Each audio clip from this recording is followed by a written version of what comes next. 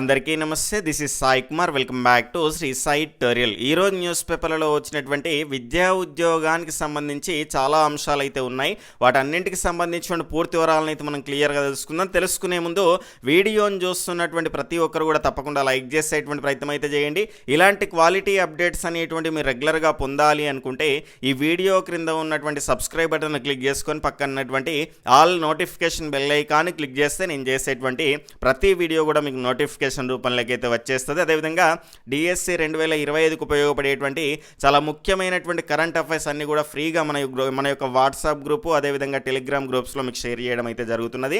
అదేవిధంగా డిఎస్సి 2025కు ఉపయోగపడేటువంటి చాలా ముఖ్యమైనటువంటి కంటెంట్ అంతా కూడా రెగ్యులర్గా మన గ్రూప్స్ ద్వారా మీకు ఫ్రీగా షేర్ చేస్తున్నాను. కాబట్టి ఇంకా ఎవరైనా మన గ్రూప్స్లో జాయిన్ అవ్వని వాళ్ళు ఉంటే వీడియో యొక్క కామెంట్ సెక్షన్లో మొదటి మెసేజ్గా నేను పిన్ చేసి పెడతాను. అక్కడ బ్లూ కలర్ లింక్ పైన క్లిక్ చేసి డైరెక్ట్గా గ్రూప్లో జాయిన్ అవ్వడం ద్వారా ఇదంతా కూడా మీరు ఫ్రీగా పొందడానికి అవకాశం అయితే ఉంటుంది. అదేవిధంగా మన యాప్ కూడా మీకు లింక్ అనేటువంటిది కూడా అందుబాటులో ఉన్నది. అందులో కూడా మీకు ఫ్రీ మెటీరియల్ అంతా కూడా అప్డేట్ చేయడం జరిగింది. ప్రీవియస్ క్వశ్చన్ పేపర్స్ అవన్నీ కూడా మీకు అందుబాటులో ఉన్నాయి. అక్కడ నుంచి కూడా మీరు డైరెక్ట్గా ఫ్రీ మెటీరియల్ అనేటువంటిది పొందడానికి అవకాశం అనేటువంటిది అయితే ఉంటుంది. ఇక లేట్ చేయకుండా మన యొక్క మొదటి అంశాన్ని చూద్దాం. 5న కేబినెట్, 7న అసెంబ్లీ, కులగన్న బీసీ కమిషన్ రిపోర్ట్లపైన రెండింటిపైన చర్చ, బీసీ రిజర్వేషన్ల పెంపుపైన నిర్ణయం తీసుకునేటువంటి అవకాశం. పంచాయతీ ఎన్నికల దిశగా సర్కార్ అడుగులు, ఎలక్షన్ కోడ్ ఉండడంతో కేబినెట్ భేటీకి ఈసీ అనుమతి కోరేటువంటి అంశము అనేటువంటి అంశాన్ని అయితే ఇక్కడ చూస్తున్నాం. 5న కేబినెట్ భేటీ అనేటువంటి జరుగుతుందట. 7న అసెంబ్లీ సమావేశం. ఇవి పెట్టుకోవడానికి కూడా ఎలక్షన్ కమిషన్కి సంబంధించినటువంటి అనుమతి అనేటువంటి తీసుకోవాల్సినటువంటి అవసరం అనేటువంటిది ఖచ్చితంగా ఉంటుంది. ఎందుకంటే ఎన్నికల కోడ్ అనేటువంటిది అమల్లో ఉన్నది కాబట్టి. అయితే మొన్న మంత్రి శ్రీధర్ బాబు గారు కూడా ఉద్యోగాల భర్తీకి సంబంధించినటువంటి అంశం పైన కూడా మనకు 7వ తారీఖున క్లారిటీ అనేటువంటిది ఇస్తాము అనేటువంటి అంశాన్ని ప్రస్తావించడం అయితే జరిగింది. మరి ఎలక్షన్ కోడ్ అనేటువంటిది అమల్లో ఉన్నటువంటి సందర్భంలో అది పాసిబుల్ అవుతుందా లేదా అనేటువంటి అంశం అనేటువంటిది వేచి చూడాల్సినటువంటి అవసరం అయితే ఉంటుంది. ఇక్కడ చూసుకుంటే పంచాయతీ ఎన్నికల దిశగా సర్కార్ అడుగులు అనేటువంటి అంశం. మార్చిలో ఎగ్జామ్స్ ఉన్నాయి, ఫిబ్రవరిలో నిర్వహించేటువంటి అవకాశం అనేటువంటిది ఉంటుందా అనేటువంటి అంశంలో ఈ రకమైనటువంటి కేబినెట్ మిగిలినటువంటి చాలా అంశాలు అయితే డిస్కషన్ చేయడంలో భాగంగానైతే ఈ రకమైనటువంటి కేబినెట్ భేటీ అనేటువంటిది ఉండనుంది అనేటువంటి అంశాన్ని అయితే మనం ఇక్కడ చూస్తున్నాం. అయితే చాలా జాగ్రత్తగా గమనించాల్సినటువంటి అంశం ఏంటి అంటే, ఏదో ఇప్పుడు మనకు నిన్నటి వీడియోలో నేను చెప్పడం అయితే జరిగింది, ఏప్రిల్ మే వరకు పోయేటువంటి అవకాశం అనేటువంటిది ఖచ్చితంగా కనిపిస్తున్నది అని. ఇక్కడ మార్చి 3 వరకు మనకైతే ఇక్కడ ఎలక్షన్కి సంబంధించినటువంటి ఆ కోడ్ అనేటువంటిదే అమలు, అంటే 3 లెక్కింపు అంటే 8 వరకు ఆ కోడ్ అనేటువంటిది అమల్లో ఉంటుంది. దాని తర్వాత కనుక చూసుకుంటే మనకు నెక్స్ట్ ఒకవేళ పంచాయతీ ఎన్నికలకు సంబంధించిన ఎన్నికలు కనుక ఉన్నాయనుకోండి, ఖచ్చితంగా మనకు ఏప్రిల్ మే వరకు డిఎస్సి అనేటువంటిది పోవడానికి అవకాశం ఉన్నది. లేదంటే ఒకవేళ మార్చిలో అవకాశం ఉంటే ఎస్సీ వర్గీకరణ అంశాలన్నీ కూడా అప్పటివరకు క్లియర్ అయితే కనుక మార్చ్ ఎండింగ్ వరకు కూడా మనకు రావడానికి అవకాశం అనేటువంటిది ఉన్నది. అంటే ఇక్కడ చూసుకుంటే మార్చ్ ఎండింగ్ నుంచి ఇక్కడ మనకు ఏప్రిల్ మే ఇక్కడ ఈ మధ్యలో ఎప్పుడైనా మనకు డిఎస్సి నోటిఫికేషన్ రావడానికి అవకాశం అయితే ఉన్నది. ఆ అంశాన్ని మీరు గుర్తుపెట్టుకునేటువంటి ప్రయత్నం అయితే చేయండి. అయితే మళ్ళీ ఒక టెట్ వచ్చే అవకాశం ఉన్నదా అంటున్నారు. క్లియర్గా మనకు ఆల్రెడీ జాబ్ క్యాలెండర్లో మెన్షన్ చేయడం జరిగింది. అంటే జాబ్ క్యాలెండర్లో మెన్షన్ చేసిన ఇస్తున్నారా అంటే ఖచ్చితంగా మనకు మిగిలినటువంటి అంశాలకు డిఎస్సి అంటే ఎస్సీ వర్గీకరణ అంశము అనేటువంటిది అడ్డం వస్తున్నది. కానీ ఈ టీచర్ ఎలిజిబిలిటీ టెస్ట్ అనేటువంటిది కేవలం క్వాలిఫైడ్ టెస్టే కాబట్టి దీనికి ఎలాంటి ఇబ్బంది ఉండదు. ఒకవేళ ఏప్రిల్ వరకు వెళ్ళింది అంటే మళ్ళీ ఒక టెట్ ఉంటుంది, దాని తర్వాత డిఎస్సి అనేటువంటిది ఉంటుంది. ఆ అంశాన్ని మీరు ఒకవేళ మీకు ఇబ్బంది అయినా కూడా అది మనం జీర్ణించుకోవాల్సినటువంటిది. ఎందుకంటే క్లియర్గా మనకు 6 నెలలకోసారి టెట్ అనేటువంటి నిర్వహిస్తాము అనేటువంటి అంశాన్ని ఈ ప్రభుత్వం వచ్చినటువంటి కొత్తలోనే దానికి సంబంధించినటువంటి అంశం కూడా జీవో రూపంలో రావడం జరిగింది. కాబట్టి ఇక దానిలో ఎలాంటి మార్పు అనేటువంటిది అయితే ఉండదు. అయితే ఇక డిఎస్సి కొంత లేట్ అయ్యేటువంటి అవకాశం ఉన్నది అని మీరు ఆ మైండ్లో పెట్టుకొని నెగ్లెక్ట్ చేసిండ్రు అనుకోండి, ఆ పరుగు పందెం నుంచి మీరు తప్పుకున్నట్టే. కాబట్టి డిఎస్సిలో జాబ్ సాధించడానికి ఆమడ దూరం వెళ్ళినట్టే. ఇప్పుడు ఇదే అసలైనటువంటి టైం అండి. చాలామంది నెగ్లెక్ట్ చేస్తారు. కాబట్టి మనం సీరియస్గా ఇదే ప్రిపరేషన్ని కంటిన్యూ చేసినాం అనుకోండి, ఆల్రెడీ పేపర్ 1 వాళ్ళు అయితే 8th వరకు పర్ఫెక్ట్ ఉన్నారు, పేపర్ 2 వాళ్ళు అయితే కనుక చూసుకుంటే ఇక్కడ 10th వరకు పర్ఫెక్ట్ ఉంటారు. కాబట్టి మిగిలినటువంటి లింక్డ్ టాపిక్స్ ఈరోజు మీకు నెక్స్ట్ మనకు 11 వరకు 12 వరకు లింక్డ్ టాపిక్స్ అన్నింటిపైన కూడా మీకు వీడియో అనేటువంటిది క్లియర్గా అందిస్తున్నాను.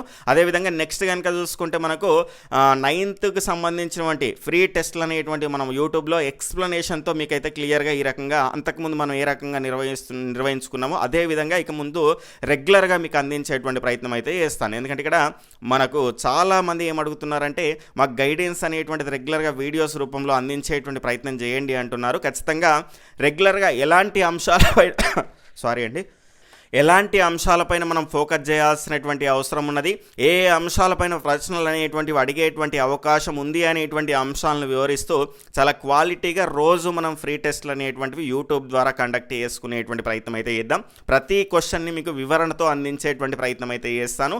ఇక ఎలాంటి ఇబ్బంది ఉండదు. రెగ్యులర్గా మనం టాపిక్స్ అనేటువంటి చెప్పడం జరుగుతుంది.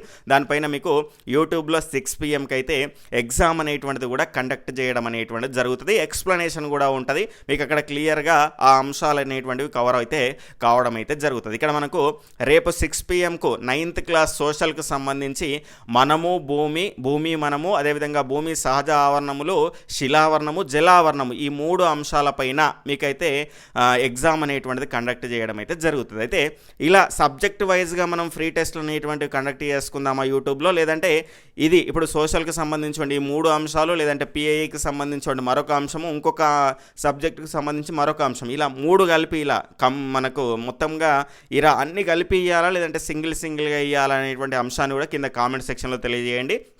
చాలా క్వాలిటీగా మీకు ఈ ఫ్రీ టెస్ట్లు అనేటువంటివి రెగ్యులర్గా అందించేటువంటి ప్రయత్నం అయితే చేస్తాను. చాలా వీడియోస్ అనేటువంటివి కూడా రెగ్యులర్గా మీకు వస్తూ ఉంటాయి. ఏ అంశాలపైన మనం ఫోకస్ చేయాలి, ఎలాంటి అంశాలపైన ప్రశ్నలు రావడానికి అవకాశం అనేటువంటిది ఉన్నది, ఎక్కడ అభ్యర్థులు నెగ్లెక్ట్ చేస్తారు, ఎగ్జామినర్ ఏ అంశాలపైన ఫోకస్ చేస్తే ఈ అభ్యర్థులు తక్కువ మంది ఆన్సర్ చేసే విధంగా ఉంటుందని ఆలోచిస్తాడు, అలాంటి అంశాలపైన నాకున్నటువంటి అవగాహన మేరకు మీకు తెలియజేసేటువంటి ప్రయత్నం అయితే చేస్తాను. ఇక నెక్స్ట్ కనుక చూసుకుంటే మిగిలినటువంటి అంశాల్లోకి వెళ్తే మీరు ఇక్కడ ఖచ్చితంగా 9th 10th లింక్డ్ టాపిక్స్, దాని తర్వాత PIకి సంబంధించినటువంటి అంశము, దాని తర్వాత నెక్స్ట్ జీకే కరెంట్ అఫైర్స్ అనేటువంటి అంశాలు చదవడానికి ఈ 3 నెలలు ఒకవేళ లేట్ అయినా కూడా ఇక్కడ మనకు ప్రభుత్వం నుంచి ఎలాంటి స్పష్టమైనటువంటి ఎన్నికల కోడ్ వచ్చింది కాబట్టి మార్చి వరకు ఉండదు అనుకుంటున్నాం. ఆ నేపథ్యంలో ఏప్రిల్ మేలో మనకు నోటిఫికేషన్ వస్తుంది అనుకున్నా కూడా ఇక్కడ మీకు ఇప్పుడు ఉన్నటువంటి టైం అనేటువంటిది సఫిషియంట్ టైము. మీకు ఈ 3 నెలల టైం అనేటువంటిది 9th 10th లింక్డ్ టాపిక్స్, దాని తర్వాత జీకే కరెంట్ అఫైర్స్, దాని తర్వాత PI, ఇవి చదవడానికే సరిపోదు. ఆ అంశాన్ని మీరు గుర్తుపెట్టుకోండి. 10th క్లాస్కి సంబంధించినటువంటి అంశాల వరకు చదవాలంటే 9th 10th కొంత సబ్జెక్ట్ అనేటువంటిది ఎక్కువ ఉంటుంది కాబట్టి అక్కడ చాలా టైం అనేటువంటిది పడుతుంది. మీకు ఆల్రెడీ చదువుతున్నటువంటి వాళ్ళకి అర్థమైపోతుంది కాబట్టి అనవసరంగా నెగ్లెక్ట్ చేయకండి. ఇప్పుడు నెగ్లెక్ట్ చేస్తే మాత్రం మీరు చాలా బాధపడతారు. ఎందుకంటే ఎగ్జామ్స్ ఇప్పుడు లేవు కదా, ఇక మనం చూద్దాము అనేటువంటి అంశంలో మీరు కొంత నెగ్లెక్ట్ చేసిండ్రు అనుకోండి, ఇక మళ్ళీ చదవాలనిపించేది, మీరు ఇప్పుడు పక్కకు పెట్టిండ్రు అనుకోండి, మళ్ళీ పుస్తకం పట్టాలంటే ఒక 1 month పడుతుంది ఆ ట్రాక్లో మనం ఉండాలంటే. కాబట్టి ఆల్రెడీ మీరు అదే ట్రాక్లో ఉన్నారు కాబట్టి ఆ ట్రాక్ని కంటిన్యూ చేసేటువంటి ప్రయత్నం అయితే చేయండి. లేదంటే మాత్రం ఇబ్బంది పడతారు. ఆ అంశాన్ని మీరు గుర్తుపెట్టుకునేటువంటి ప్రయత్నం అయితే చేయండి. రేపటి నుంచి మీరు రెగ్యులర్గా DSCకి సంబంధించినటువంటి క్లాసెస్, ఫ్రీ టెస్ట్లు అన్నీ కూడా మీకు అందుతూ ఉంటాయి. ఇక ఇబ్బంది పడాల్సినటువంటి అవసరం లేదు. సబ్జెక్టు వారిగా ఏ రకంగా ప్రిపేర్ కావాలి అనేటువంటి అంశాలపైన కూడా మీకు రెగ్యులర్గా వీడియోస్ అనేటువంటివి అందించేటువంటి ప్రయత్నం అయితే చేస్తాను. కాబట్టి నేను చెప్పేటువంటి అంశం మరీ ఎందుకు చెప్తున్నానంటే ఇలాంటి టైంలో చాలామంది నెగ్లెక్ట్ చేస్తారు, తర్వాత బాధపడతారు. కాబట్టి ఇప్పుడు పోయినసారి మిస్ అయినటువంటి వాళ్ళకే ఇప్పుడు ఎంత లేట్ అవుతుంది, మన గతంలో సంబంధించినటువంటి పోస్టుల సంఖ్య కూడా ఇప్పుడు ఉంటుందా లేదా అనేటువంటి డైలమాలో ఉన్నాం. కాబట్టి ఇలాంటి పరిస్థితులు మళ్ళీ రిపీట్ కావద్దు అంటే మీరు ఏం చేయాలో మీరే ఆలోచించే ప్రయత్నం అయితే చేయండి. నోటిఫికేషన్ వచ్చే నాటికి మనం సిలబస్ కంప్లీట్ చేసుకొని రివిజన్ చేసుకోవాల్సినటువంటి అవసరం అనేటువంటిది అయితే ఖచ్చితంగా ఉంటుంది.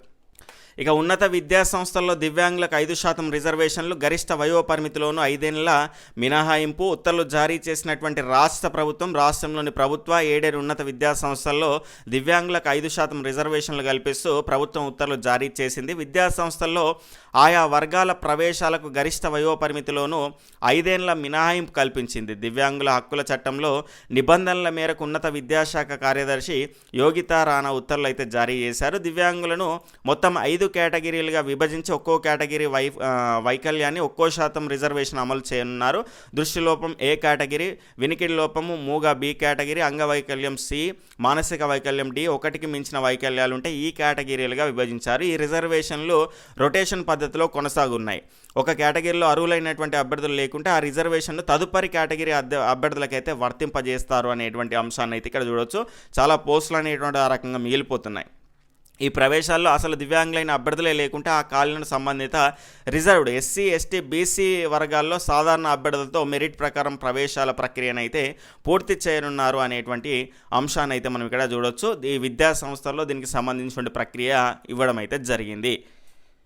ఇక నెక్స్ట్ ఇంటర్ విద్యార్థుల సెల్ ఫోన్లకి హాల్ టికెట్ల లింకు అనేటువంటి అంశము, ప్రాక్టికల్ పరీక్షలతో పాటే థియరీకి హాల్ టికెట్లు, పైలట్గా ఎథిక్స్, ఇంగ్లీష్ ప్రాక్టికల్స్, పరీక్షల హాల్ టికెట్లు జారీ అనేటువంటి అంశాన్ని అయితే మనం ఇక్కడ చూడొచ్చు.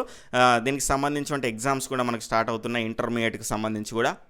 ఈ కరెంట్ అఫైర్స్ జేకేకి సంబంధించిన అంశాల్లో కనుక చూసుకుంటే ఆస్కార్కు అనూజ షార్ట్ ఫిల్మ్ నామినేట్ అయితే కావడం జరిగింది. దీన్ని క్లియర్గా చూసుకోండి. అదేవిధంగా రోజు మన గ్రూప్స్లో మీకు ఒక 3-4 రకాల న్యూస్ పేపర్లు, ముఖ్యమైనటువంటి ఆర్టికల్స్ కూడా షేర్ చేస్తున్నాను కాబట్టి దాని ద్వారా జీకే కరెంట్ అఫైర్స్ పైన మీకు పట్టు రావడానికి అవకాశం ఉంటుంది. రెండో అతిపెద్ద జాతర గిరిజన జాతర నాగోబా జాతర. దీనికి సంబంధించిన అంశాలను కూడా రెగ్యులర్గా మనం మాట్లాడుకుంటూనే ఉన్నాం కాబట్టి ప్రతి అంశాన్ని క్లియర్గా నేర్చుకోండి. కరెంట్ అఫైర్స్లో మనకు వీటిపైన ప్రశ్నలు రావడానికి ఎక్కువ అవకాశం అనేటువంటిది అయితే ఉన్నది.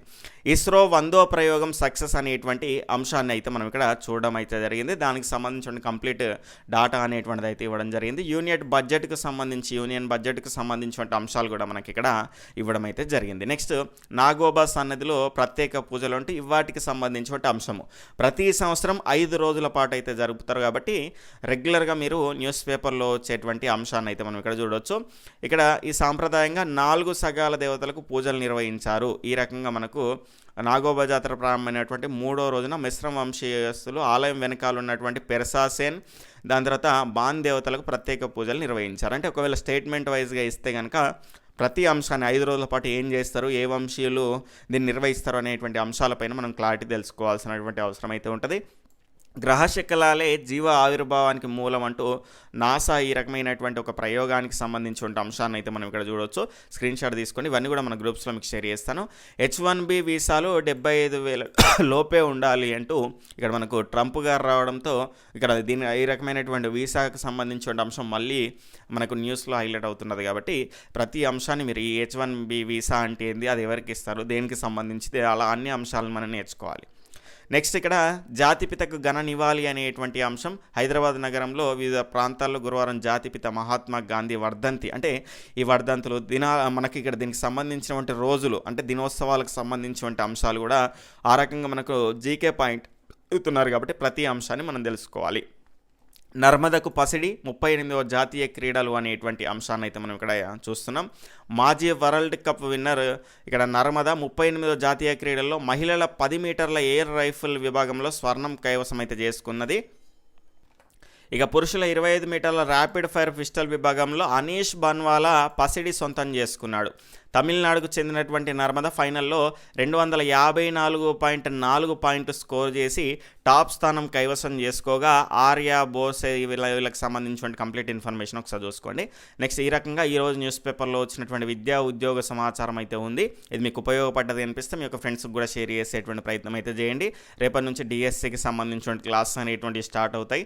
రెగ్యులర్గా మీకు గైడెన్స్ వీడియోస్ అనేటువంటివి కూడా ఫ్రీగానే రెగ్యులర్గా అంతా ఉంటాయి. అవన్నీ పొందాలంటే సబ్స్క్రైబ్ చేసుకొని పక్కనటువంటి all notification bell icon click చేసుకునే ప్రయత్నం అయితే చేయండి. బాయ్, టేక్ కేర్, జై హింద్.